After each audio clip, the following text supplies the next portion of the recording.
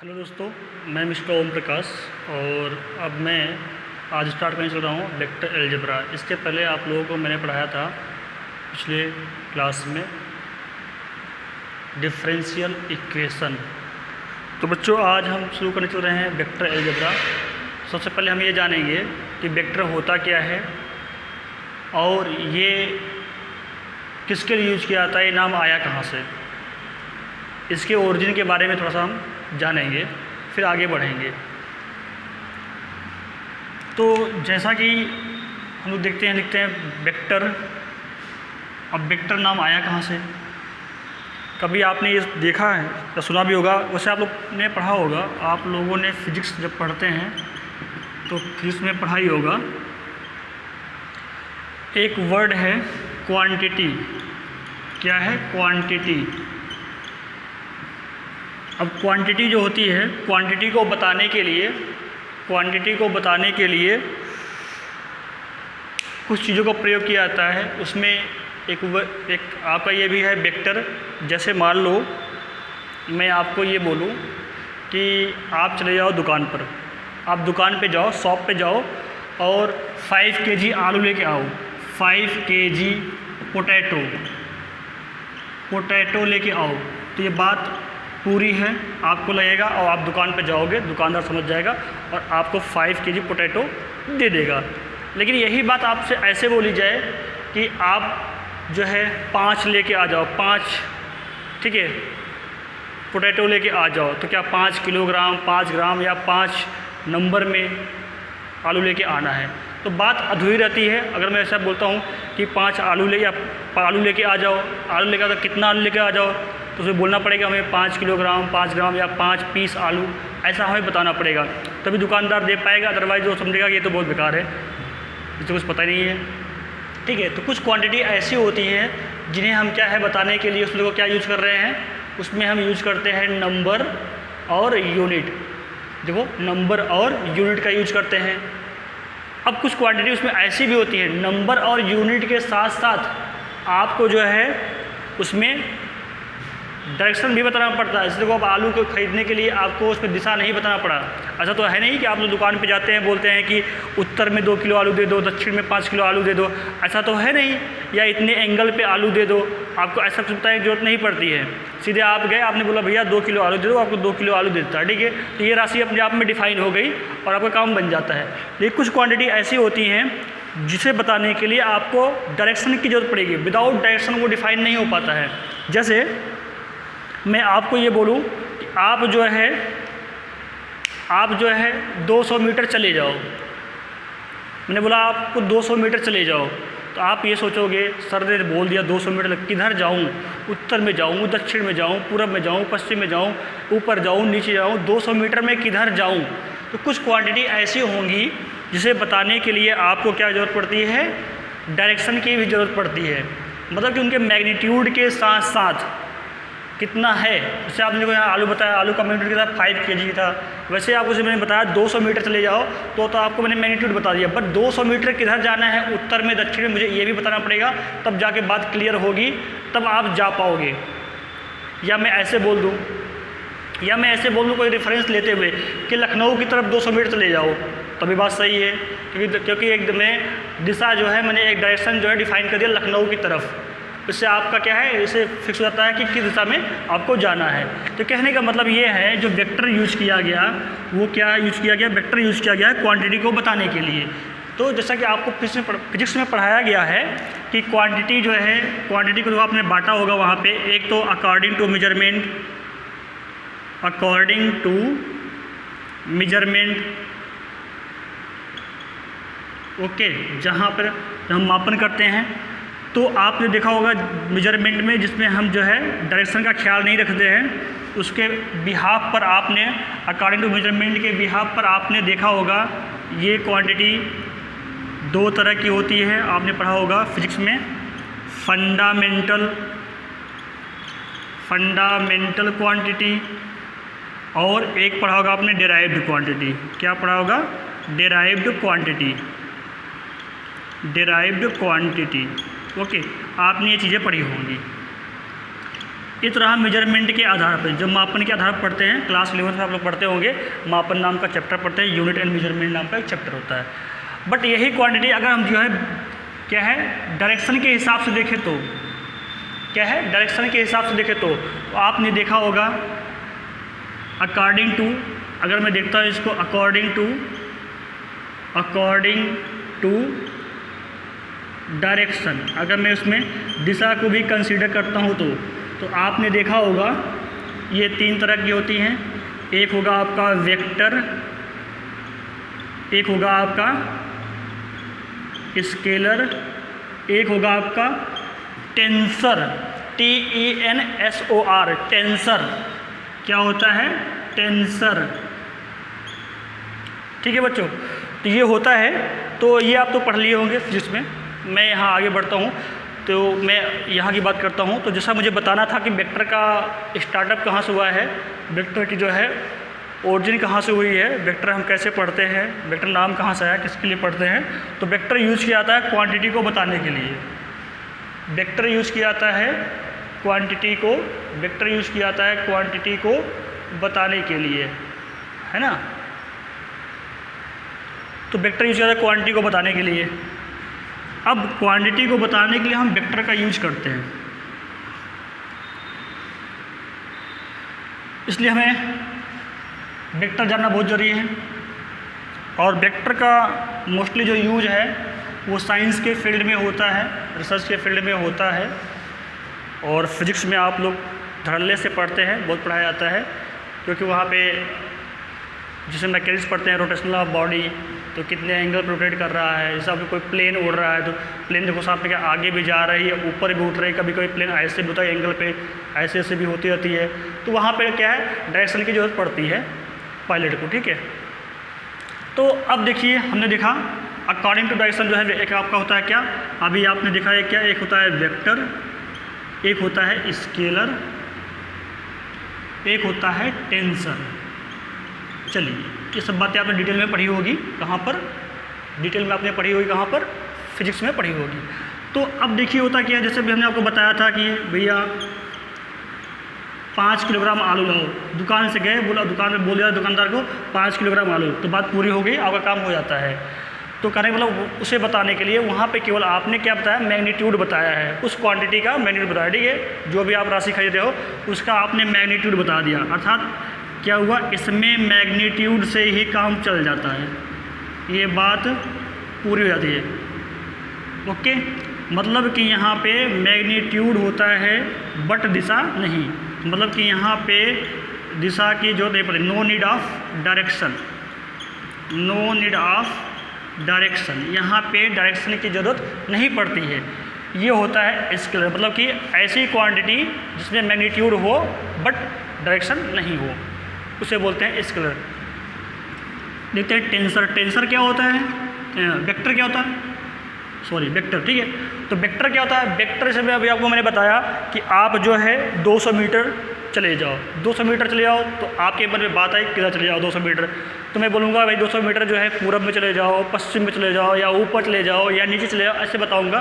कोई मैं डायरेक्शन जो स्पेसिफाई करूँगा, तब जाके बात वो पूरी होगी। अर्थात कुछ क्वांटिटी ऐसी होंगी जिन्हें बताने के लिए आपको क्या है, मैग्नीट्यूड के साथ साथ, जैसे हमने बताया 200 मीटर चले जाओ, तो मैग्नीट्यूड के साथ साथ आपको वहाँ पर डायरेक्शन भी बताना पड़ेगा, तभी बात जाके पूरी होगी, अदरवाइज वो क्या रहेगी, अधूरी रहेगी। ओके, तो ऐसे क्वांटिटी को वेक्टर क्वांटिटी बोलेंगे। ठीक है, ऐसे क्वांटिटी को क्या बोलेंगे, वेक्टर क्वांटिटी बोलेंगे। ऐसी क्वांटिटी जो बिना डायरेक्शन के क्लियर ना हो पाए, स्पेसिफाई ना हो पाए, तो वहाँ पे उसको बताने के लिए दिशा की जरूरत पड़ेगी, तो ऐसे क्वांटिटी को वेक्टर क्वांटिटी बोलते हैं। ठीक है, तो उसे अर्थात यहाँ पे क्या क्या होगा, आपका मैग्नीट्यूड होगा, मैग्नीट्यूड होगा, ये तो होगा ही होगा, प्लस क्या होगा आपका, यहाँ पे डायरेक्शन की नीड होगी, need of direction, need of direction, यहाँ पे दिशा की ज़रूरत पड़ेगी। दोनों चीज़ें होंगी, ये भी होगी, ये भी होगी, दोनों चीज़ें होंगी, तब जा कर के आपका वो क्वांटिटी क्लियर हो पाएगा, स्पेसिफाई हो पाएगा। उस क्वांटिटी को बताने के लिए आपको इसकी ज़रूरत पड़ेगी, इसकी पड़ेगी। इसको हम बोलते हैं वेक्टर। ठीक है, ये तो आपने पढ़ा होगा फिजिक्स में। ओके बच्चों, अब ज़रा आगे चलते हैं। टेंसर क्या होता है? जो दोनों प्रॉपर्टी रखता हो। क्या है? वेक्टर और स्केलर, उसे हम बोलते हैं टेंसर।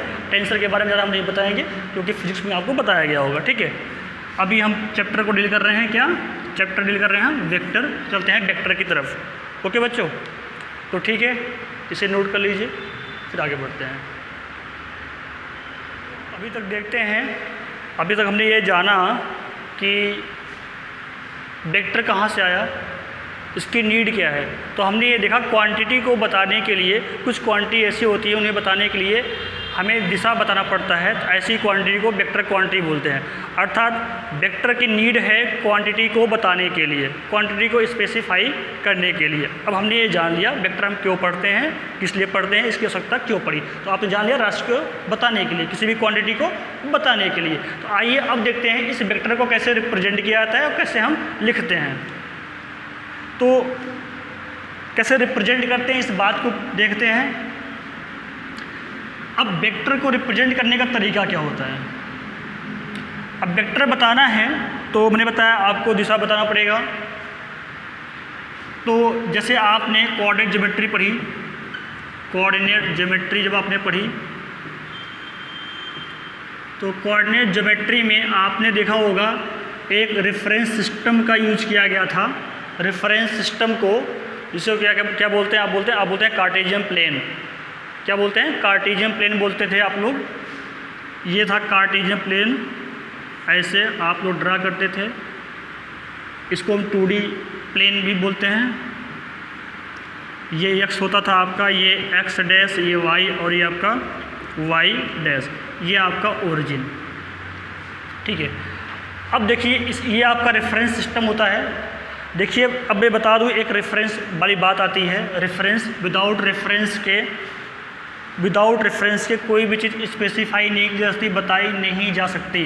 रेफरेंस का बहुत बड़ा महत्व है, बहुत बड़ा इम्पोर्टेंस है।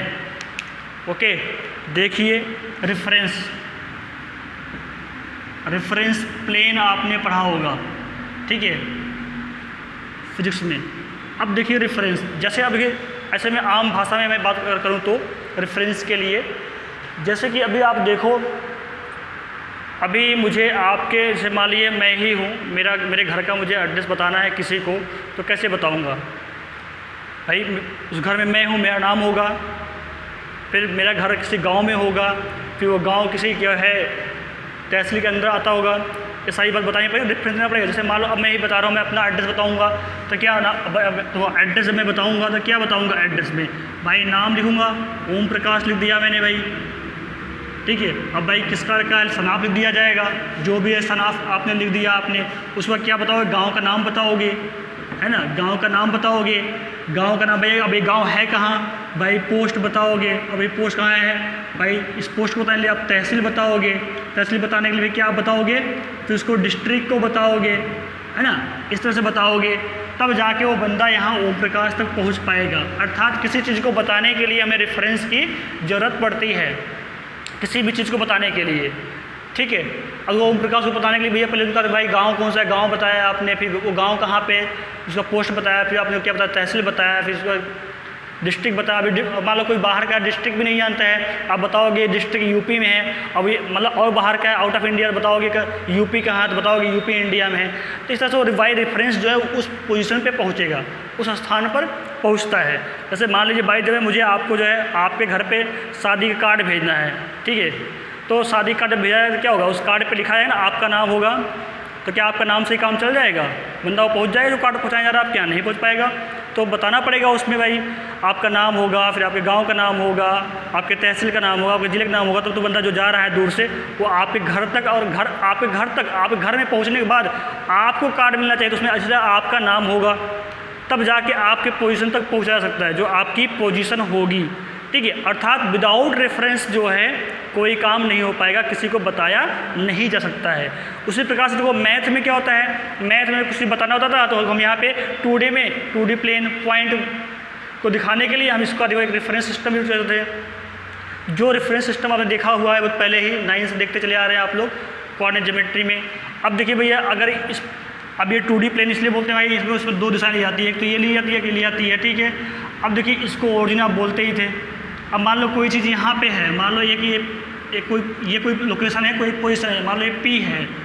अब इसकी पोजीशन बतानी है तो कैसे बताते थे हम लोग? रेफरेंस बताते ना भाई, इधर से कितना दूरी है, x पे कितना पड़ रहा है, y पे कितना पड़ रहा है। अगर मान लो x पे मान लो यहाँ h है, यहाँ पे k है, तो भाई आप ये बोलते ना ये हुआ h k, इसकी लोकेशन का पता लगता है। तो आपने देखो ये रेफरेंस सिस्टम यूज़ किया, इसके रेफरेंस से बताया, पॉइंट P की लोकेशन बताया।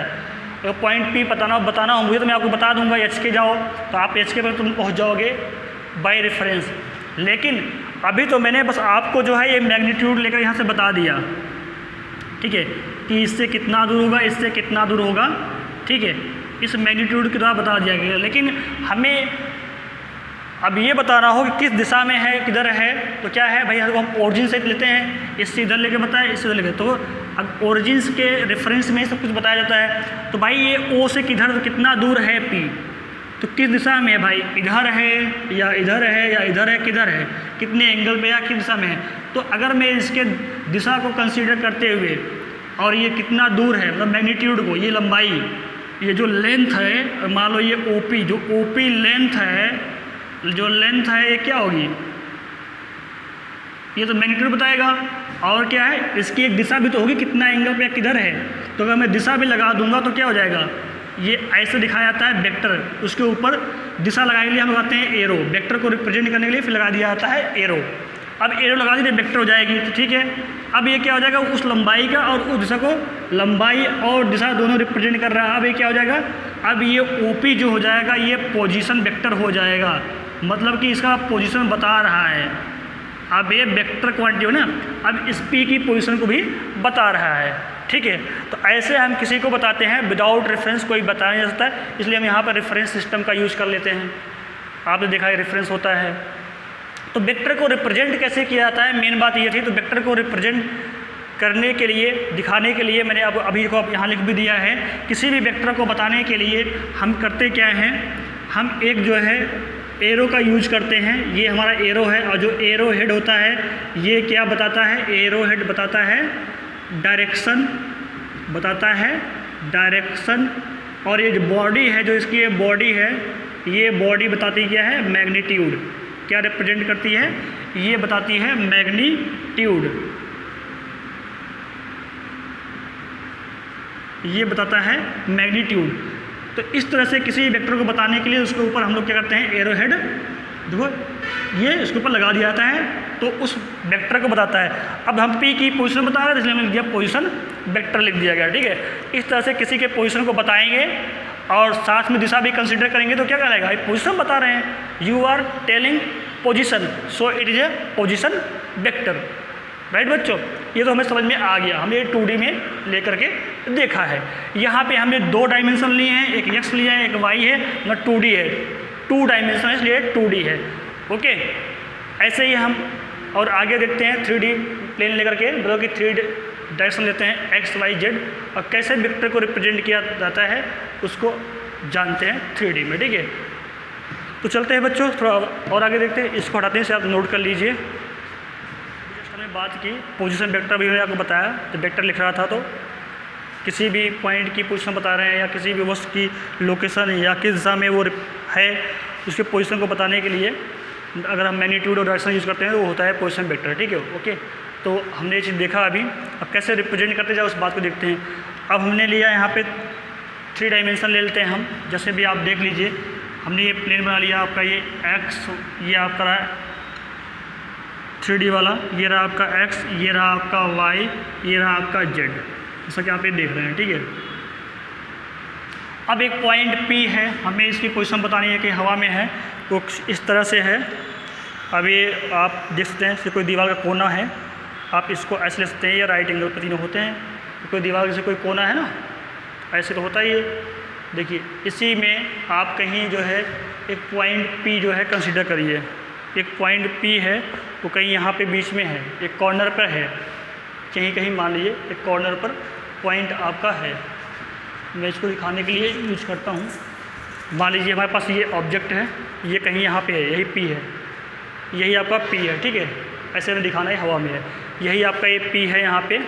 अब इस P का ओरिजिन से कितनी दूरी पर है, यही हम बताना चाह रहे हैं, ठीक है। ओके, तो अब देखिए जरा इसकी बात को देखते हैं।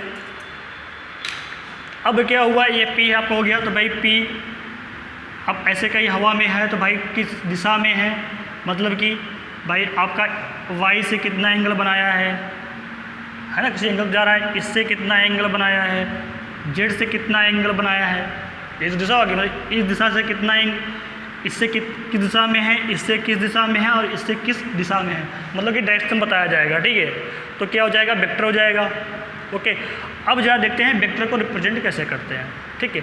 अब इसमें मान लो ये हमें बताना है, यहाँ पे इस दिशा में है, तो हमने लिख दिया वेक्टर आर, लंबाई आर है, तो वेक्टर हमारा आर लिख दिया गया, ठीक है। तो यक्स में कितना लंबाई है भाई, यक्स से कितना ऊपर से, अभी आपने 2D में कहा था, यहाँ पे नीचे मिलाया तो ये भाई लंबाई आई वाई की है, तो वाई वाई लंबाई ले दिया। ऐसे हवा में है तो यक्स से कितना ऊपर है, तो यक्स से कितना आएगा तो ऊपर यक्स लिख दिया गया, वाई से कितना है तो वाई, जेड से कितना दूरी पे है तो वो जेड लिख दिया गया। ये तो उसका पोजीशन बता रहा है, ठीक है, पॉइंट वाइज। तो ये वेक्टर का हमें बताना हो तो क्या करेंगे, वेक्टर में बताओ क्या करेंगे, इसी बात को लिखते हैं कि तीनों डायमेंशन में कितना कितना है, ठीक है। जैसे कि अब मैंने लिखा वेक्टर आर ये है, तो पूरा ये पोजीशन जब हमें इसी पूरी पोजीशन बतानी है एक बार में ही, तो हम क्या लिखेंगे, यक्स में कितना है ना, फिर वाई में कितना है, जेड में कितना है। अब देखिए बच्चों, इसके लिए यहाँ एक्स के लिए एक हम यूनिट वेक्टर का यूज करते हैं, उसको आई कैप लिखते हैं, और वाई के लिए यूज करते हैं जे कैप, और जेड के लिए यूज करते हैं के कैप। अभी इसको बताते हैं कैसे आया, क्या हुआ है। तो ऐसे लिखा जाता है, ये एक्स में होता है, ये वाई में होता है, ये जेड में होता है। ये देखो बेटा कैसे यूज कर रहे हैं, इसको हम बताते हैं अभी, ठीक है। तो ऐसे वेक्टर को रिप्रेजेंट किया जाता है, ऐसे किस दिशा में कितना है, कितना कंट्रीब्यूशन है एक्स में, कितना वाई में, कितना जेड में, ऐसे पता लगता है, और उसको एक बार में ऐसे लिख दिया जाता है। ओके, तो आइए जरा देखते हैं ये आई कैप, जे कैप, जेड कैप कैसे हमने ये ऐसे मिला के लिख दिया, और ये कैसे बना, इसके बारे में भी जान लेते हैं। ओके, बट अभी हमने यहाँ जान लिया किसी भी ऑब्जेक्ट की या किसी पॉइंट की पोजीशन बताना हो तो जितने भी डायरेक्शन हैं उसमें कितना कंट्रीब्यूशन है उसमें लिख दिया। ऐसे बहुत सारे पॉइंट हो सकते हैं, इसको यहाँ पर दिखाया गया आपको, point A, point B, point C, इसका पोजीशन वेक्टर ए हो गया, इसका बी का बी हो जाएगा, सी का सी, ऐसे में ले लिया, मान लिया यहाँ पे। तो क्या है, ऐसे सबका हम पोजीशन वेक्टर दिखा सकते हैं, सभी का हम यहाँ पे पोजीशन वेक्टर लिख सकते हैं, लाइक दिस, है ना। वेक्टर ए बराबर कितना आ जाएगा, वेक्टर ए का लिखते हैं, वेक्टर बी का, ऐसे आप ए का लिखते हैं, वेक्टर ए कितना आ जाएगा, है ना, यक्स आई कैप प्लस वाई जे कैप प्लस जेड के कैप। ये जो आप यक्स वाई जेड देख रहे हैं, ये न्यूमेरिकल वैल्यू हो सकती है भाई, यक्स में कितना 3 इकाई, 2 इकाई, 4 का कितना, या वाई में कितना, ऐसे रहेगा, जेड में कितना, ऐसे रहेगा आपका, ठीक है। ऐसे ही सबका लिखा जा सकता है। ओके, तो आइए थोड़ा आगे बढ़ते हैं, जरा इसके बारे में जानते ही हम कैसे लिख रहे हैं, क्यों लिख रहे हैं, और ये आई जे के क्या है, इनके बारे में थोड़ा जानेंगे। ओके बच्चों, इसे नोट डाउन कर लीजिए। तो दोस्तों, अभी हमने कैसे किसी पोजीशन को बताते हैं या किसी वेक्टर को कैसे लिखते हैं उसके बारे में जाने, कैसे रिप्रेजेंट किया जाता है। आइए थोड़ा जानते हैं टाइप ऑफ वेक्टर के बारे में, और टाइप ऑफ वेक्टर जानते जानते कुछ चीज़ें हम साथ में और भी सीख लेंगे यहाँ पर। जैसा कि यहाँ पे पहला हमने बताया जीरो वेक्टर एंगल वेक्टर होता है आपका, यूनिट वेक्टर, को initial vector, collinear vector, equal vector, parallel vector, like and unlike vector, localise vector, ठीक, ये दोबारा आ गया है। ओके, जहाँ देखते हैं 1 बाय 1 जानते हैं ये क्या होता है। जीरो वेक्टर का मतलब क्या है, जीरो मतलब क्या, वो चीज़ है ही नहीं, जीरो वेक्टर जिसकी हम बात कर रहे हैं वो चीज़ है ही नहीं, मतलब उसका मैग्नीट्यूड होगा ही नहीं, जो इंसान ही ना हो उसके बारे में बात की जा रही है। अर्थात ऐसा वेक्टर होगा जिसका मैग्नीट्यूड क्या होगा, जीरो होगा, मतलब वेक्टर होगा नहीं, जीरो बोल दो या एम्प्टी बोल दो या आप नल वेक्टर बोल दो, ठीक है, वो हो जाएगा, ठीक है। ये मतलब कि इसका क्या होता है, इसका मैग्नीट्यूड क्या हो जाता है बेटा, इसका मैग्नीट्यूड क्या हो जाएगा, जो मैग्नीट्यूड होगा, मान लो कोई वेक्टर ए है, अगर ये नल वेक्टर होने जा रहा है, कोई वेक्टर को ऐसे लिखा जाएगा, कोई वेक्टर नल वेक्टर होने जा रहा है तो क्या उसका जो मैग्नीट्यूड होता है तो मॉड के अंदर दिखाते हैं, ठीक है। मतलब कि अब जो है डायरेक्शन नहीं दिखा जा रहा है, केवल ओनली क्या उसका मैग्नीट्यूड दिखा रहा है कितना है, ठीक है। तो वो क्या होगा, जीरो होगा, मतलब वो चीज़ है ही नहीं। ऐसे वेक्टर को क्या बोलेंगे आप, जीरो वेक्टर या नल वेक्टर बोलते हैं। अब बात करते हैं यहाँ यूनिट वेक्टर, जो कि जानने वाली चीज़ है और जाना जाना चाहिए अच्छे से, तभी क्वेश्चन भी आप कर पाओगे और समझ पाओगे। आइए अब देखते हैं यहाँ पे यूनिट वेक्टर। यूनिट वेक्टर का मतलब क्या है, यूनिट में इकाई 1, ठीक है। मतलब ऐसा वेक्टर होगा, यूनिट वेक्टर का ऐसा वेक्टर होता है जिसका मैग्नीट्यूड कितना होता है, 1 होता है। मैग्नीट्यूड ऑलवेज 1 होगा, उसे ही हम क्या बोलते हैं, यूनिट वेक्टर कहते हैं। ओके, तो कहने का मतलब ये रहा, मान लो कोई वेक्टर ए है, मान लो हमने यहाँ पर दिखाया, मान लो एक वेक्टर में यहाँ बनाया है, तो यहाँ से इसका इनिशियल पॉइंट ए है, जहाँ से शुरू होता है उसको बोलते हैं इनिशियल पॉइंट, जहाँ पे खत्म होगा उसको बोलेंगे टर्मिनेट पॉइंट, ठीक है। ये अंतिम पॉइंट हुआ बी, यहाँ ए से बी हमारा एक वेक्टर है, ठीक है। चलिए यहाँ पे हमारा एक वेक्टर है ए से बी। आइए, या इस वाली बात को, इस पूरे वेक्टर को हम ऐसे दिखा सकते हो, हमें एक वेक्टर ए ले लिया, पूरा ऐसे दिखा दिया, ये इसका इनिशियल पॉइंट, ये फाइनल पॉइंट, ठीक है। अब कहने का मतलब ये जो पूरी लंबाई है, बॉडी कितना होगी, 1 यूनिट होगी, 1 यूनिट होगी।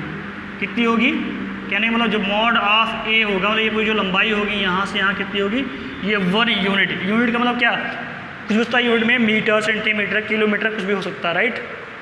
इसलिए अभी हम कोई यहाँ पे स्पेसिफिक जो है मेजरमेंट नहीं यूज़ कर रहे हैं, तो हमने उसको यूनिट बोल दिया, ठीक है। तो चलिए इसको, ये 1 यूनिट होगा, इसका जो मॉड आएगा वो 1 यूनिट होगा। ओके बच्चों, ये 1 यूनिट होगा, ठीक है। अब 1 यूनिट इसका मैग्नीट्यूड होगा, तो उसे बोलेंगे यूनिट वेक्टर। अब ठीक है, अब मान लो भाई ये यूनिट वेक्टर है, यहाँ से यहाँ तक पूरा, तो इसको भाई यूनिट वेक्टर को दिखाते कैसे हैं, रिप्रेजेंट कैसे करते हैं। मान लो ये पूरा ए था, तो ए की दिशा में, ये पूरा वेक्टर ए है, तो ए की दिशा में क्या है, ए की दिशा में ही, इस दिशा में ही आपको अगर दिखाना है यूनिट वेक्टर, कैसे दिखाते हैं, वो ऐसे दिखाते हैं, उसके ऊपर कैप लगा देता है। अगर ए है तो उसका यूनिट वेक्टर जो आएगा ए कैप दिखाता है, वो आपका ऐसे होता है वेक्टर ए अपॉन में मॉड ऑफ वेक्टर ए, ऐसे दिखाता है। अब ये आया कैसे, जरा इसके बारे में जानते हैं। अब ये आया कैसे, चलिए ये तो नोटेशन हो गया, कैसे नोट करते हैं, ये तो उसका नोटेशन है, यूनिट वेक्टर का नोटेशन है। जिसका मैग्नीट्यूड यूनिट हो, 1 हो, उसके ऊपर कैप लगा दिया जाता है, उसके ऊपर कैप लगा दिया जाता है। चलिए ज़रा जानते हैं इसको कि कैसे ये हमारा अभी आया, इस वाली बात को, इस फार्मूले को, ठीक है। इससे जब फार्मूला भी हम लोग यूज़ करेंगे, बट अभी जान लेते हैं कि कैसे आया, ठीक है। तो यूनिट वेक्टर क्या होता है जानेंगे, जिसका मैग्नीट्यूड 1 हो, ठीक है। अगर मैं यहाँ पर लिखा है एक है, मतलब कि यूनिट वेक्टर ऑफ ए, ठीक है, वेक्टर ए के सामने यूनिट वेक्टर जो आएगा ये होता है। तो कैसे होता है देखते हैं, ठीक है। इस वाली बात वेक्टर, ठीक है। तो देखिए, जैसे अभी आप लोगों को मैं एक छोटी सी बात बताना चाहता हूँ। जैसे मैं एक कुछ बात बोलूँ, मैं बोलूँ चलो ठीक है 25 रुपीज़ में, 25 रुपीज़ में मान लो आपको 50 मैंगो मिलते हैं। कितने मैंगो मिलते हैं, 50 मैंगो मिलते हैं, ठीक है। तो बताइए 1 रुपये में कितने मैंगो मिलेंगे, यही है ना आपका यूनिटरी मेथड, एक नियम से बोलते हैं हिंदी में यूनिटरी मेथड। तो क्या हो जाएगा 50/25, ऐसे लिख दोगे आप लोग, इतने मैंगो आपको मिलेंगे, है ना। ऐसे ही हम पहले छोटी क्लास में कैलकुलेट करते थे। सेम वे देखो, अब यहाँ पे ऐसे कर सकते हैं कैलकुलेट। अब जा देखिए, अब आपका मैं यहाँ वेक्टर लेता हूँ, यहाँ पे मैं वेक्टर लेके बात करता हूँ। अब मैंने आपको ये बताया कि आपके पास लिए एक वेक्टर, ठीक है, एक वेक्टर ए है, ठीक है, ये रहा आपका वेक्टर ए, ओके। अब इसका आपको बताना है यूनिट वेक्टर। अब जब बताइए, अब वेक्टर ए है तो वेक्टर ए का मैग्नीट्यूड कितना होगा, मैग्नीट्यूड, इसका मैग्नीट्यूड कितना लिखोगे आप लोग, मॉड लगा दोगे, मतलब कि हम जो है अब दिशा की बात नहीं करेंगे, कितना है उसकी बात करेंगे, ठीक है। तो ये ए हो जाएगा इसका मैग्नीट्यूड। अब जब बताइए इतना मैग्नीट्यूड किस वेक्टर में मिलता है, इतने में, देखो ऐसे है ना, मॉड ऑफ ए, इतना मैग्नीट्यूड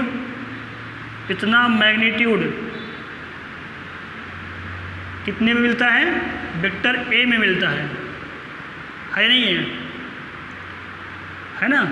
तो बताइए इतना जो है, इतना यूनिट मैग्नीट्यूड, इसे आप बेटर ऐसे लिखिए, इतना बेटर रहेगा, अब ये कितना, ये जो हम बोल रहे हैं यूनिट, ये मतलब कि ये होता है, कुछ होता है ए मीटर या सेंटीमीटर से नहीं होता, 50 मीटर 2 मीटर किलोमीटर जो भी होता है, अभी हमें पता नहीं यूनिट क्या है, इसलिए क्या यूज़ कर रहे हैं, यूनिट।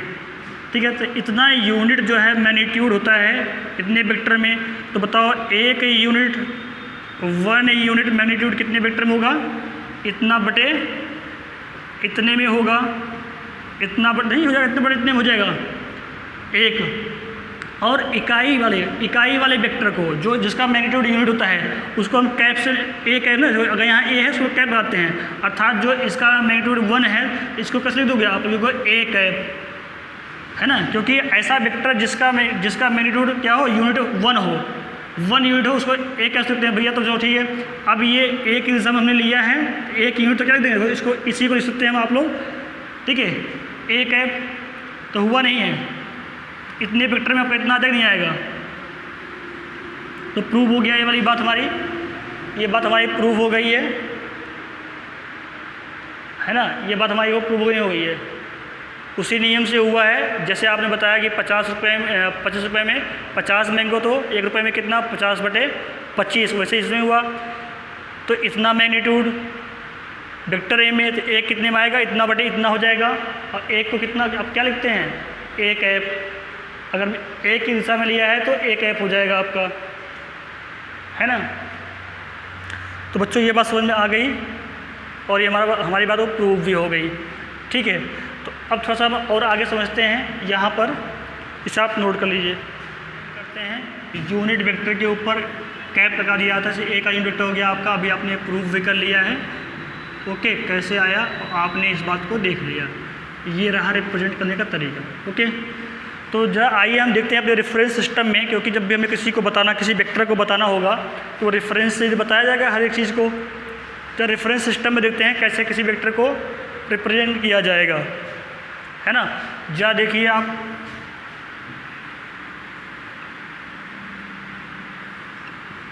ये हमारे लिए अगर मैंने x ले लिया, ये हमने y ले लिया, हमारे लिए z रहा।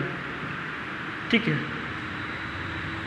ये वो 3D, आप घर के कोने में खड़े जाइए, दीवार के कोने में, तो देखिए जो इससे ऊपर जो कोना आ रहा है और बाकी 2 कोने नीचे वाले जो ज़मीन के साइड में होते हैं कोने, इन्हें आप देख सकते हैं, है ना।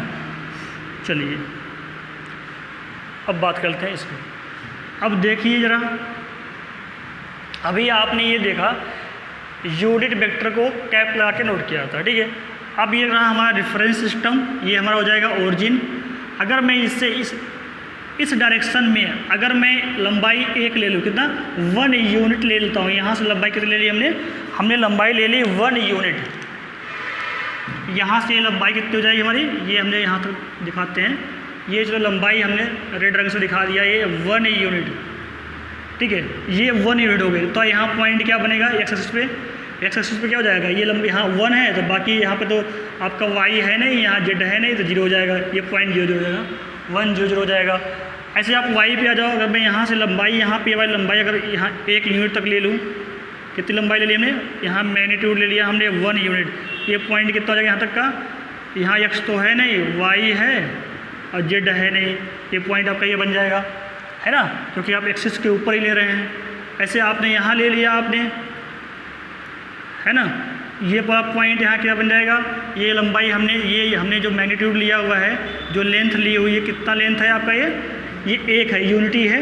ठीक है, तो ये कितना हो जाएगा आपका 0, ये 0, अब आपका z आ गया 1, ये आपका इतना हो जाएगा। तो जरा बच्चों ये देखो, ये तो हमारे इसमें पॉइंट हो गए।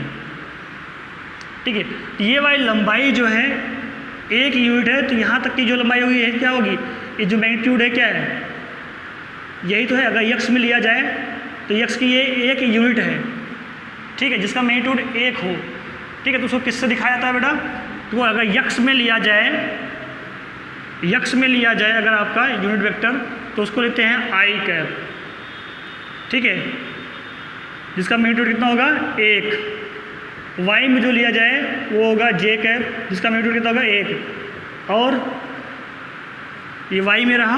और बाकी जो z में लिया जाए उसको लिख देंगे k कैप, जिसका मैग्नीट्यूड होता है 1। ठीक है, तो ये रहेगा आपका यूनिट वेक्टर, ऐसे दिखाए जाएंगे, राइट। तो ऐसे हम लोग लिखते हैं, ओके बच्चे, चलिए ये तो रहा, हमने ये जाना। अब मान लो कोई पॉइंट है ऐसे हवा में है और कहीं इधर है, ऐसे जैसे भी आपको मैं बताया था ऐसे करके, तो कहीं हवा में इधर था एक कोने पर। अभी मैं 3D में दिखाता भी आपको। तो मान लो ये कहीं कोने पे है, या इससे हम ऐसे वो बना लिए, इससे हम जो इमेज बनती है तो हमने एक इमेज बना लिया, और इससे भी जो हमारे यहाँ एक इमेज बनेगी, क्यूब बनेगा, तो हमने बना लिया।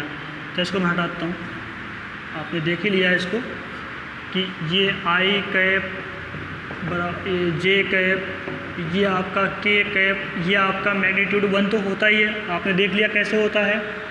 ओके, अब जरा मैं अगर इसको मैं पूरा एक क्लोज कर दूँ, इसे लेकर मैं इनको अगर इमेज बनाई जाए, ठीक है, पूरा इस बार प्लेन में हमने लिया इसको, इसमें दिया, भाई इसको भी और बंद करोगे तो आपका क्या बन जाएगा, हवा में अगर कोई लोगे कोना ले लोगे तो एक 3D इमेज आपकी बन जाती है। चलिए मैं अभी दिखाता हूँ ये हवा में कैसे आएगी ऊपर, एक कोना इसका ऊपर आएगा ऐसी हवा में, इसको अभी मैं दिखाता हूँ, ठीक है। चलो अभी दिखाते हैं हम 3D में बना करके। तो अभी अगर मैं एक पॉइंट की बात करता जो मैं बताना चाह रहा हूँ, अभी इस इमेज को हम बाद में बात करते हैं। अगर मान लो मैं कोई पॉइंट यहाँ P लिया, मुझे इसकी पोजीशन बतानी है, ये यहाँ से कितना दूर है ओरिजिन से। भाई मैं बताना ना P किधर है, तो भाई एक तो आपको रेफरेंस तो लेना ही पड़ेगा। जैसे मुझे अभी आपका लेटर भेजने के लिए बताना पड़ा था कि इसके बगल कहाँ से रेफरेंस दिया था, वैसे ही मैथ में क्या होता है, अब आप रेफरेंस दोगे यहाँ पे, है ना। अब आप यहाँ से रेफरेंस दोगे, ओरिजिन से किधर है, किस दिशा में है ना। तो अब एक किस दिशा में है, चलो ये हमने लिया, ये ओरिजिन O होता है, बाकी OP हो गया, तो हमारा लो ये OP, ये हमारा वेक्टर OP ये बता रहा है इसकी पोजीशन को, ठीक है, वेक्टर OP। तो अगर मैं यहाँ बोलूँ वेक्टर जो आपका OP है, भाई दिशा बताए ना, तो बोलेंगे वेक्टर ना, भाई इधर है ना, ये भाई इस दिशा में है, तो लिखा OP ये लंबाई होगी, उसको लगा दिया मैंने वेक्टर, तो बता रहा है कि हाँ अब इसमें डायरेक्शन भी कंसिडर किया जा रहा है। तो चलिए अब कितना है भाई, अब ये लिखा कैसे जाता है, ये मान लो भाई ये x पे मान लो यहाँ आ रहा है, पता नहीं x में कितनी लंबाई है, चलो x में कुछ लंबाई मान लो यहाँ पे है, जो भी यहाँ से लंबाई x में ले लिया, तो x में लंबाई x ले लिया मान लो, ठीक है। ऐसा ही क्या है, हवा में y के ऊपर होगा तो y लंबाई लेगा, z में कितना लंबाई ले लिया है, चलो z, तो ये पॉइंट आपका x y z हो जाएगा, है ना। जा देखो अब रिप्रेजेंट कैसे किया जा रहा था भाई, इसी वाली वेक्टर को OP को जो कैसे लिखेंगे, आप लिखते हैं x I cap plus y j cap plus z k cap. जरा देखिए कैसे आया था, ये मल्टीप्लाई कैसे होकर लिखा गया, जब समझाता हूँ मैं इस बात को। देखिए जैसे मैं एक बात लिखूँ, जैसे मैं एक बात ये लिखता हूँ कि आपको मैंने बताया, चलो ठीक है, 1 रुपये में चलो मैं लिखा जो है 5 पेन आती हैं, या आप बोल दीजिए, ऐसे बोल दीजिए 5 रुपये में 1 पेन आती है। तो बताइए भैया 20 रुपये में कितनी पेन आएगी, है ना, 20 रुपये में कितनी पेन आएगी। तो उसी चीज़ को आप चलो जरा देखो, तो अब जरा देखो ऐसे सीधे बोल दो कि भाई एक में मान लो 2 आ रहा है, अच्छा मान लो जैसे देख लो, मान लो 1 रुपये में, सिंपल लिखता हूँ मैं, 1 रुपये में मान लो 2 पेन आ रहा है। कोई पूछे 5 रुपये में कितना पेन आएगा, आप लिख दोगे, क्या लिखोगे भाई, 5 × 2 लिखोगे ना, यही तो मतलब कि 1 में जो आ रहा है उसको 100 से मल्टीप्लाई कर दोगे, है ना। तो मतलब ये एक वाली चीज़ मल्टीप्लाई तो होगी बार बार ना, जो यूनिट वेक्टर का रहा। देखो अगर भाई ये 1 लंबाई का था, अब भाई लंबाई x हो गई, क्या हो जाएगा, फिर उसी में 1 में मल्टीप्लाई हो जाएगा, तब बढ़ता जाएगा, क्योंकि भाई ये भी 1 था। अब भाई मान लो ये 5 हो जाए, यहाँ 5 लंबाई, तो क्या 1 × 5 ही तो होगा, तो 5 बढ़ेगा। मान लो x में 10 हो जाए तो क्या होगा, 1 × 10 ही तो होगा x में, तो x में जितना बढ़ेगा क्या होगा, 1 × उतना लिखते जाओ। y में जितना बढ़ेगा क्या, 1 × उतना, भाई मान लो y पे 50 ला गया, मान लो ये y है, y 50 ला, क्या 50 कैसे लिखाओगे भाई, 1 × 50 लिख दो ना, ये मैग्नीट्यूड हो गया, ये तो बताएगा मैग्नीट्यूड। लेकिन जब दिशा पता होगा यूनिट, तो भाई कैप लगा हुआ है, तो इससे पता लग रहा है कि भाई लंबाई कितनी है और किस दिशा में है ना। बात तो वही हुई ना भाई, अगर मान लो आप ये भाई लंबाई आपकी ये x है, x में मान लो आप जो है, मान लो आप 5 यूनिट आ रहे हैं, कितना 5 यूनिट, तो कैसे लिखोगे 5, ऐसे ना 5 इंटू 1 लिख दो भैया, हो गया 5 इंटू 1, ये बताएगा 5 आ गया होगा मैग्नीट्यूड ना, बात तो वही हुई।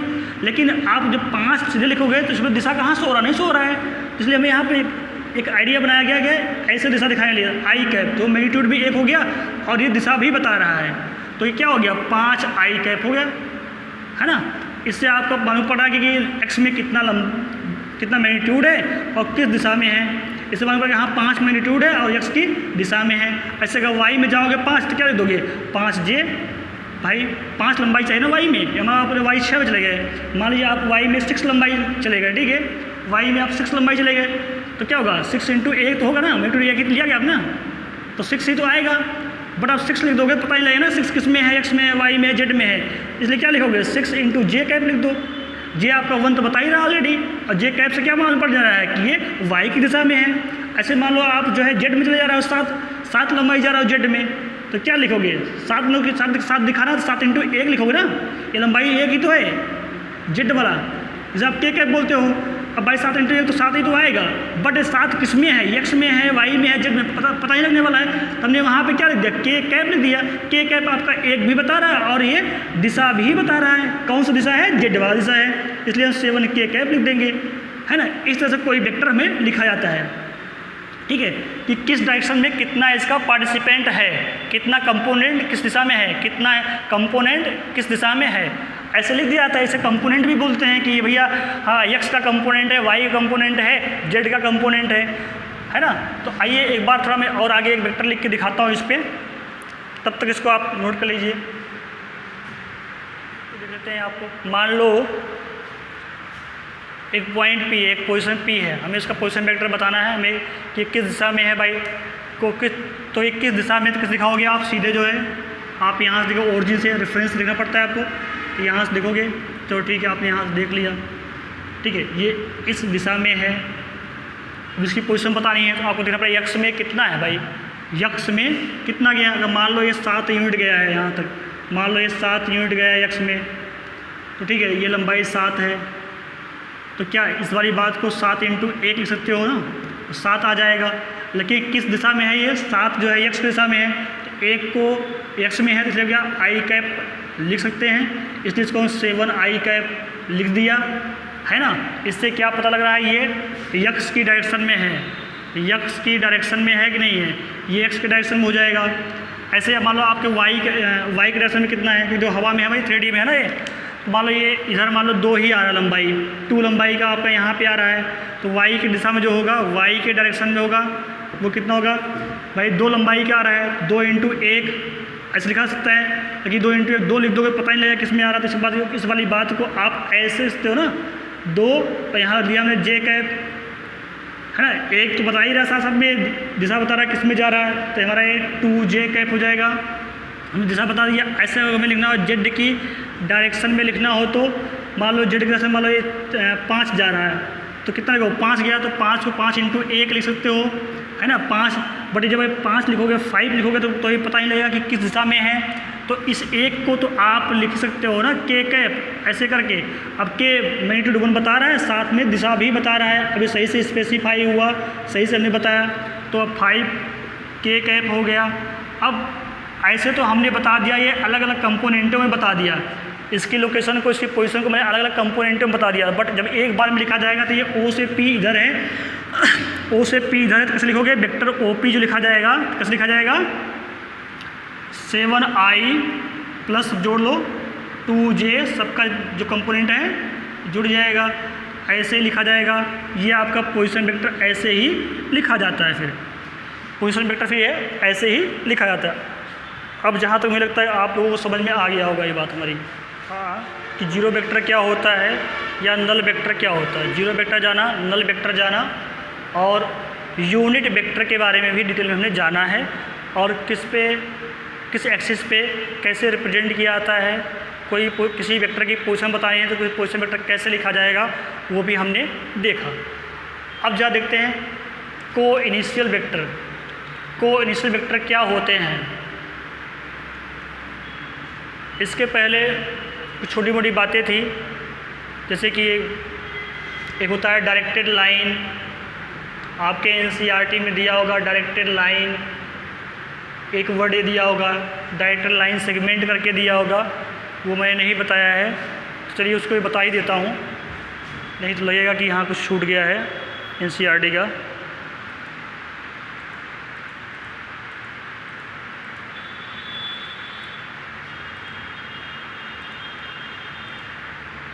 ये रहा, इसको देखते हैं। हाँ, डायरेक्टेड लाइन क्या होता है ये देखते हैं। देखो लाइन के बारे में हम बहुत पहले जानते हैं, छोटी क्लास से ही। को लाइन क्या होती है? जिसका कोई एंड नहीं होता, न इधर न इधर, कोई टर्मिनेटिंग पॉइंट नहीं होता कि टर्मिनेट हो रहा है एंड इधर। ये इधर भी बढ़ती जाती है, ये इधर भी बढ़ रही है और ये इधर भी बढ़ रही है, बोथ एंड पे बढ़ती रहती है, आपकी लाइन होती है। बट डायरेक्टेड लाइन कहा जाए, इट मीन्स उसको डायरेक्ट कर दिया गया है, मतलब कि डायरेक्शन को बता दिया जाए।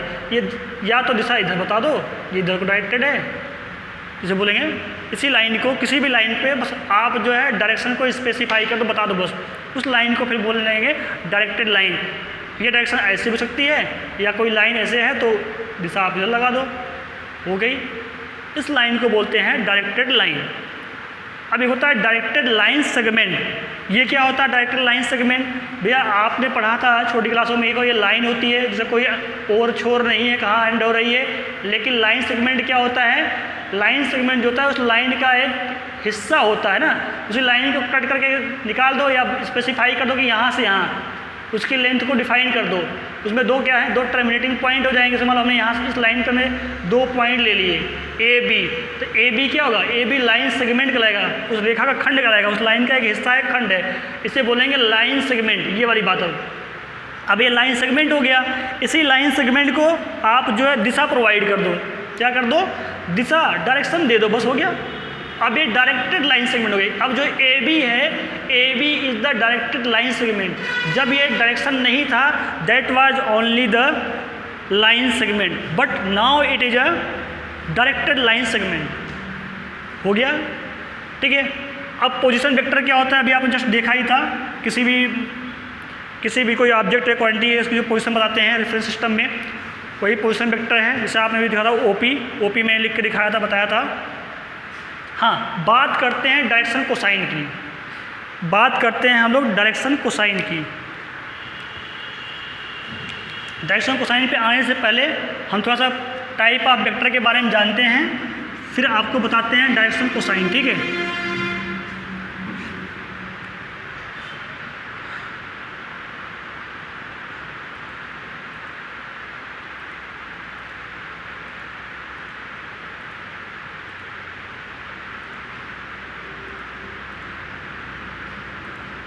हाँ, यहाँ पर देखते हैं पहले। तो भैया एक होता है को इनिशियल वेक्टर। को इनिशियल वेक्टर ऐसे वेक्टर होते हैं जिसमें क्या होगा, जिसका इनिशियल पॉइंट सेम होगा। मान लो एक वेक्टर इधर जा रहा है, ऐसे कोई वेक्टर है, दूसरा वेक्टर इधर जा रहा है, और सेम इनका ओरिजिन पॉइंट है जहाँ से स्टार्ट होते हैं, इनिशियल पॉइंट। मान लो ये ओ है, ये ए है, ये बी है। अब आपका एक वेक्टर क्या है? वेक्टर ओ ए है, एंड वेक्टर क्या होगा आपका? वेक्टर आपका ओ बी होगा, है ना, वेक्टर ओ बी होगा। तो अब ये दोनों vector O A and O B कहलाएंगे को इनिशियल, क्योंकि इनका स्टार्टअप सेम पॉइंट से हो रहा है, इसे को इनिशियल बोलते हैं। ये मोर देन 2 भी हो सकते हैं, ठीक है, और भी हो सकते हैं, कई सारे वेक्टर हो सकते हैं, ठीक है। अब देखो ये मान लो सी है, तो ये ओ सी भी आपका क्या हुआ? को इनिशियल जगह, मतलब कि यहाँ पे O A O B and O C are को इनिशियल वेक्टर। ओके बच्चों, तो ये हमने देख लिया। अब देखते हैं एक है यहाँ पे equal vector, collinear vector. Collinear का मतलब क्या है? मतलब कि एक ही रेखा में आ जाएं, ऐसे वेक्टर हो, अगर एक लाइन ड्रा किया जाए तो सारे उस लाइन के अंदर ही आ जाएं, उसे बोलेंगे कोलिनियर वेक्टर बोलेंगे। क्या बोलेंगे? कोलिनियर। से मान लो एक वेक्टर हमारे पास ये है, मान लो ये वेक्टर ए है, एक वेक्टर हमने यहाँ से आगे खींच दिया, तो ये वेक्टर जो है ये वेक्टर बी हमारे पास है। तो देखो ज़रा, ऐसे में और कोई वेक्टर ले लिया, एक वेक्टर सी ले लिया मान लो। अब क्या है, देखो अगर मैं एक लाइन ड्रा करूँ तो सारे वेक्टर क्या एक लाइन में ही आ जाते हैं। तो ऐसे वेक्टर को क्या बोलेंगे? कोलिनियर वेक्टर बोलते हैं। चलिए, एक तो एक लाइन में आ गया। दूसरी बात देखो, ये थोड़ा ऊपर नीचे हो सकते हैं। देखो एक वेक्टर को एक पॉइंट ये, दूसरी पॉइंट को ये जानने वाली बात है, ठीक है। ऐसे हैं, अच्छा कोई जरूरी नहीं है कि इनका दिशा सेम हो, मैग्नीट्यूड सेम हो, नहीं कोई जरूरी नहीं है। ये ऐसे भी सकते हैं भैया, एक दिशा ऐसे हो गई, ये लंबाई कुछ ज़्यादा है तो ये लंबाई कम का मतलब मैग्नीट्यूड कम है, लंबाई ज़्यादा मतलब मैग्नीट्यूड जो ज़्यादा है, ठीक है। देखो ये भी क्या है, कोलिनियर वेक्टर है, ठीक है। और कोई जरूरी नहीं है, ये पैरेलल भी हो सकते हैं। मान लो एक ऐसे हैं, एक मान लो ऐसे हैं, ठीक है, एक मान लो फिर इनकी ऐसे कहीं और है, मान लो यही वेक्टर ले लो, ये है।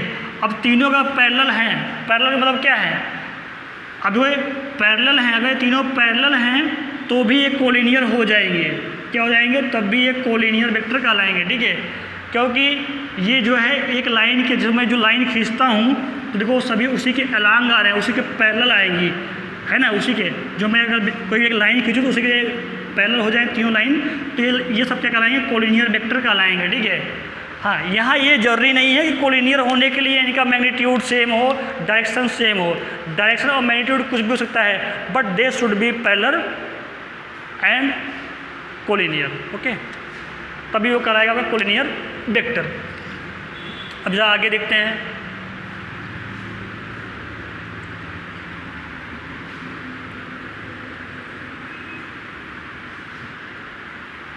अब बच्चों जरा ये देखो, इक्वल वेक्टर, दो वेक्टर इक्वल तब कहे जाते हैं, मान लो एक वेक्टर हमने ये खींचा और एक वेक्टर हमने ये वाली खींची, तो एक वेक्टर ये आपका ए है, ये वेक्टर बी है। दो वेक्टर इक्वल तब कहे जाएंगे जब उनका मैग्नीट्यूड, जैसे वेक्टर ए और वेक्टर बी का मैग्नीट्यूड बराबर हो, क्या हो, मैग्नीट्यूड इक्वल हो, इक्वल मैग्नीट्यूड हो, एज वेल एज डायरेक्शन, उसकी दिशा भी सेम होनी चाहिए, equal magnitude and direction and same direction, ठीक है, इनकी सेम दिशा होगी, सेम मैग्नीट्यूड होगा तो उसे बोलेंगे हम इक्वल वेक्टर बोलते हैं। पैरेलल वेक्टर जो क्या होता है, पैरेलल वेक्टर वो होंगे जैसे कि वो क्या है, बस एक दूसरे के क्या है, पैरेलल हैं, बस वो पैरेलल वेक्टर हैं, आप जानते हैं।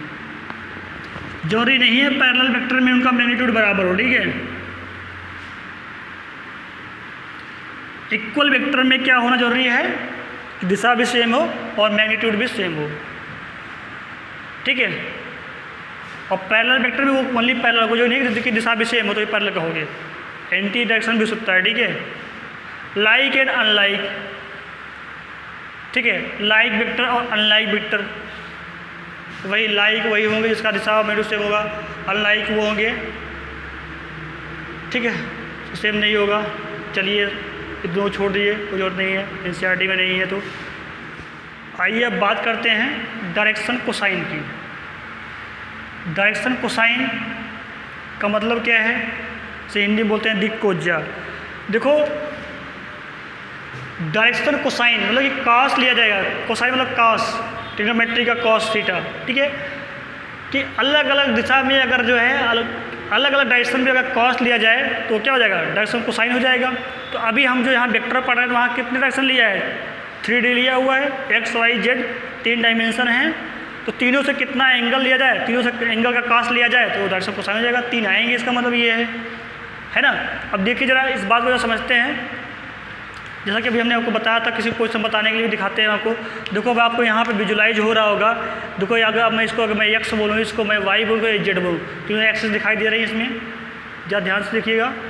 अब क्या हुआ, अगर मैं इसको, अगर मैं एक्स बढ़ाऊँगा तो ये ऑब्जेक्ट ऐसे में बढ़ेगा, अगर ऐसे बढ़ाएँ तो ये बढ़ाएंगे तो डायमेंशन ये ऐसे में बढ़ेगा, और इसको बढ़ाएंगे तो ये ऐसे में बढ़ेगा। अभी हम बढ़ा के दिखाते हैं आपको, ठीक है, घटा बढ़ा के भी हम आपको दिखाते हैं, देख लीजिए। तो इसको जरा जैसे जैसे मैग्नीट्यूड घटेगा बढ़ेगा वो आपको चेंज होता हुआ इसका शेप भी आपको दिखेगा यहाँ पे। तो देखते हैं इसको, और जब मैं एक्सिस को रोटेट कराऊंगा तो ये ऑब्जेक्ट भी रोटेट करेगा।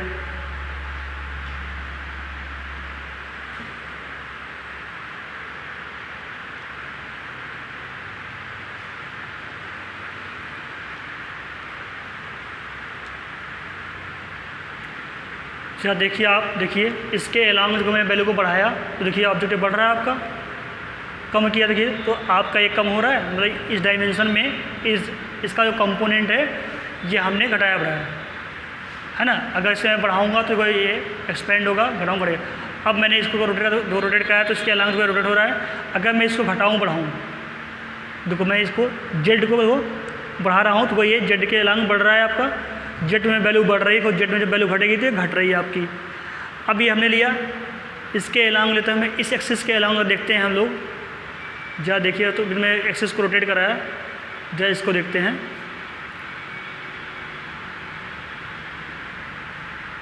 तो इसके अभी तो ये हमारा जेड के अलॉन्ग, इसके अलॉन्ग कराओ भाई रोटेट।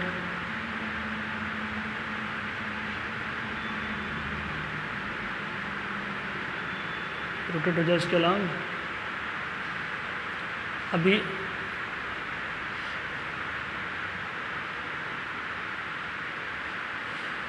तो आपने देख लिया जैसा कि अब इसके अलॉन्ग जो बढ़ाएंगे तो ये घटेगा बढ़ेगा, इसके अलॉन्ग बढ़ाएंगे तो ये घटे बढ़ेगा।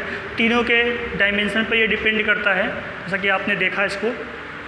ओके बच्चों, तो अब जो है ये, अब जरा हम यहाँ देखते हैं डायरेक्शन कोसाइन, है ना। अब 3 डायमेंशन था, जरा देखिए अगर मैं, जैसे आपका ये पी है, अब पी इसका यही कोना मान लीजिए, इसका यही कोना आप मान लीजिए, पी वाला जो आप देख रहे हैं ऐसे करके, है ना। और ये तो देखो आप ये पूरा देख रहे हैं, ये पूरा एक प्लेन ही यहाँ से बन रहा है, एक प्लेन देखो यहाँ से ये बनेगा ना, ये पूरा प्लेन ही बन रहा है, जो यहाँ से ये है। अगर इससे जो बनाएगा एंगल, आप देखो ये यही वाला जो है आपको बॉक्स में यहाँ बना के पूरा दिखाया, यहाँ पर जो कि आपके NCERT में गिवन है, ये वाली बात है ना, ये देख रहे होंगे,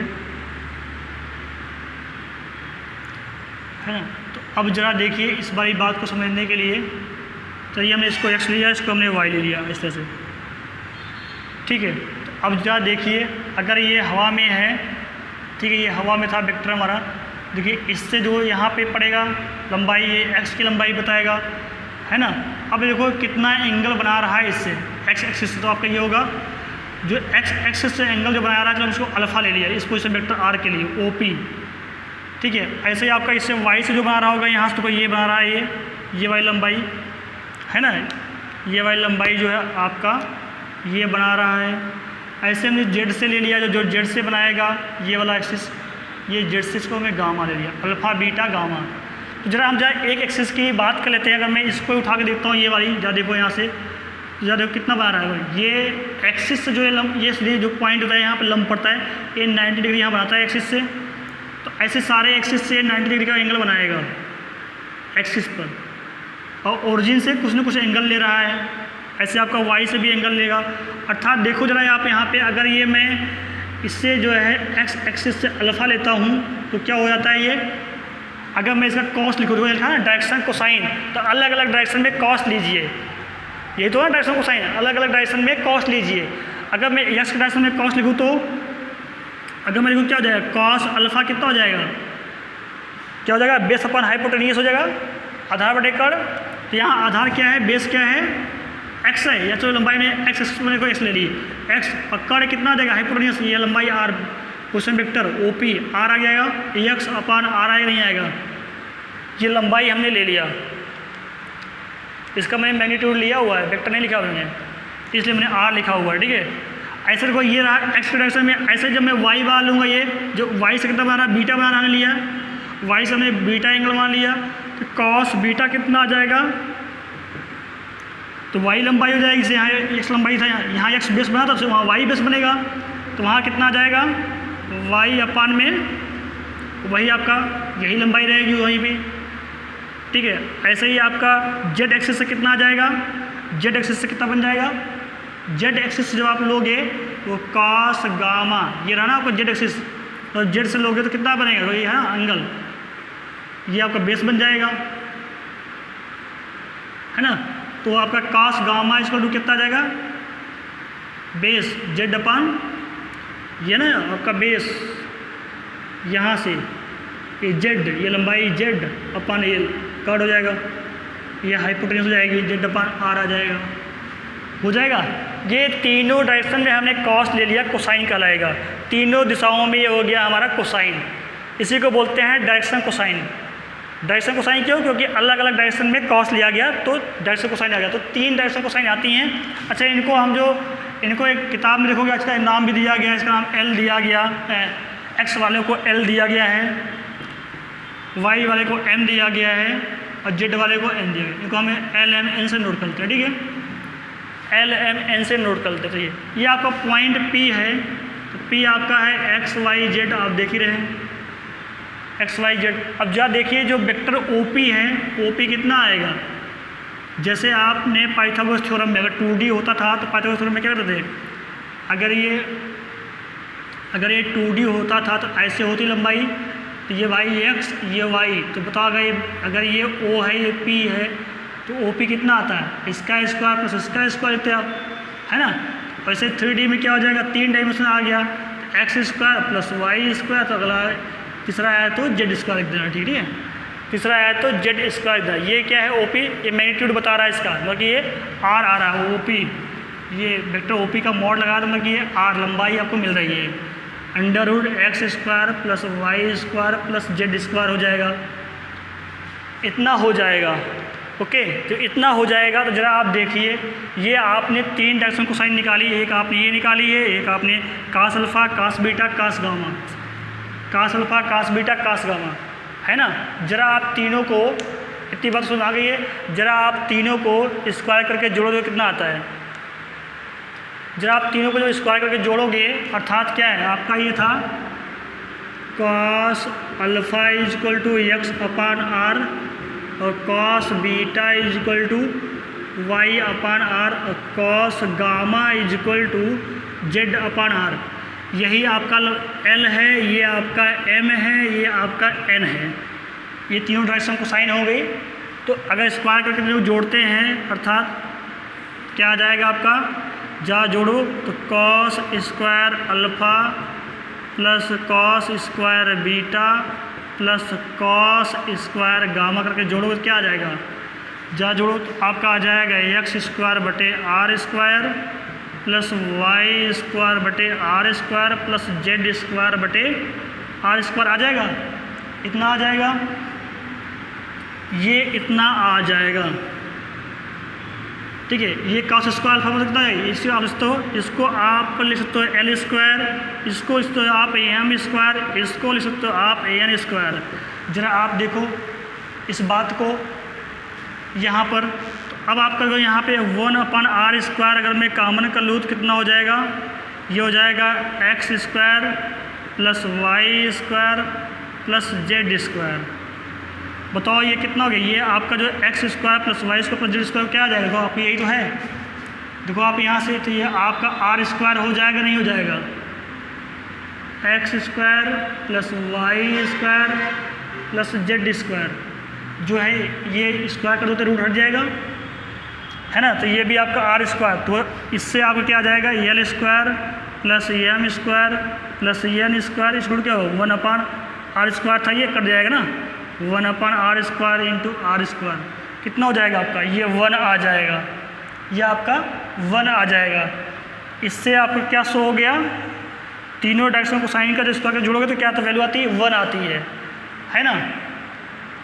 जरा मैं इसको हटाता हूँ यहाँ से। तो अब हमने यहाँ पर देख लिया है तीनों जो डायरेक्शन को साइन आ रहे हैं कितना हो जा रहे हैं, l square plus m square plus n square is equal to आपका 1 आ गया, ठीक है। इसी वाली बात को आप ऐसे लिखते हो क्या, cos square alpha plus cos square beta plus cos square gamma is equal to 1। Okay बच्चे, ये रही आपकी डायरेक्शन कोसाइन। अब मैं आशा करता हूँ कि ये बात आपको समझ में आ गई होगी, कोई डाउट नहीं होना चाहिए इसमें आपको। ओके बच्चों, नोट डाउन इट।